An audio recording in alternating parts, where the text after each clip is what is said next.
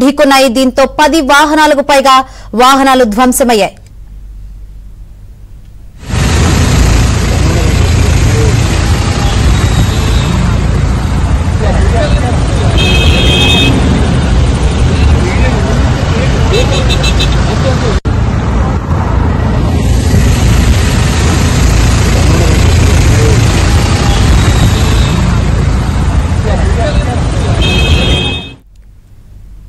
మాజీ ముఖ్యమంత్రి కేసీఆర్ ప్రచారంలో ప్రమాదం జరిగింది. ఆయన ప్రయాణిస్తున్న కాన్వాయ్లో వాహనాలు ఢీకొన్నాయి. నల్గొండ జిల్లా వేములపల్లి శివారులో కాన్వాయ్లోని ఒక వాహనానికి ఒకటి ఢీకొన్నాయి. దీంతో 10 వాహనాలకు పైగా వాహనాలు ధ్వంసమయ్యాయి.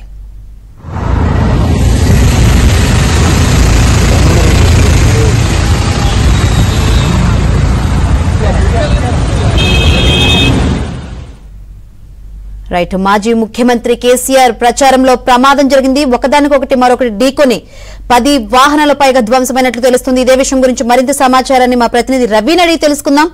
రవి, ఈ ప్రమాదానికి గల కారణం ఏంటి? అసలు ఏం జరిగింది? నల్గొండ మన ఎంపీ ఎన్నికల ప్రచారంలో భాగంగా నల్గొండ జిల్లా మిర్యాలగూడకు మాజీ సీఎం కేసీఆర్ మరికొద్ది సేపట్లో చేరుకోబోతున్నారు. మిర్యాలగూడ బైపాస్ తోటి ఇప్పటికే మాజీ సీఎం కేసీఆర్ బస్సు యాత్ర కాన్వాయ్ అయితే చేరుకుంది. కొద్దిసేపటి క్రితం మిర్యాలగూడకు 10 వేములపల్లి శివారులో ఆ కేసీఆర్ బస్సు యాత్ర ఉన్నటువంటి కాన్వాయ్ లో ఉన్నటువంటి ఒక్కొక్క ఆ కారు సడన్ గా బ్రేకులు వేయడంతో దాదాపుగా 8 వాహనాలు ఒకదానికి ఒకటి వెనుక నుంచి అయితే ఢీకున్నాయి. అదృష్టవశాత్తు ఎవరికి కూడా ప్రాణనష్టం అయితే జరగలేదు. కానీ కార్లు భాగం అనేది ముందు భాగం అయితే ధ్వంసమైంది. బానట్లన్నీ కూడా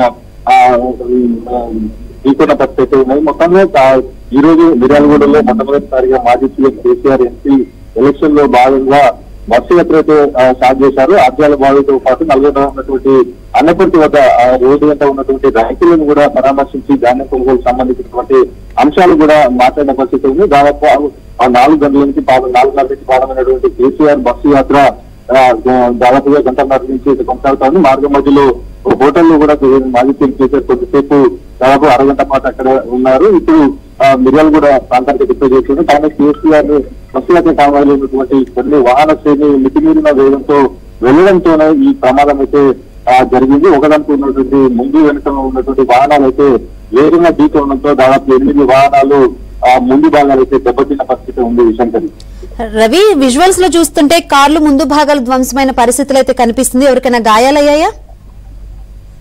అదృష్టవశాత్తు మితిమీరిన వేగం ఉన్నప్పటికీ కూడా సడన్ గా ఒక ముందు ఉన్నటువంటి వాహనాలు ఒక్కసారిగా బ్రేక్ చేయడంతో ఆ సంబంధించిన వెనకనే అదే వేగంతో వచ్చినటువంటి వాహనాలు ఒకదాని నుంచి ఒకటి దాదాపుగా 8 వాహనాలు ఢీకొన్నాయి. ఈ ఢీకొన్న క్రమంలో ఎవరికి కూడా ఎలాంటి గాయాలు కాదు. కానీ కారు భాగంలో ఉన్నటువంటి ముందు భాగాలు అయితే మొత్తం కూడా ధ్వంసమైనటువంటి ఢీకొన్నటువంటి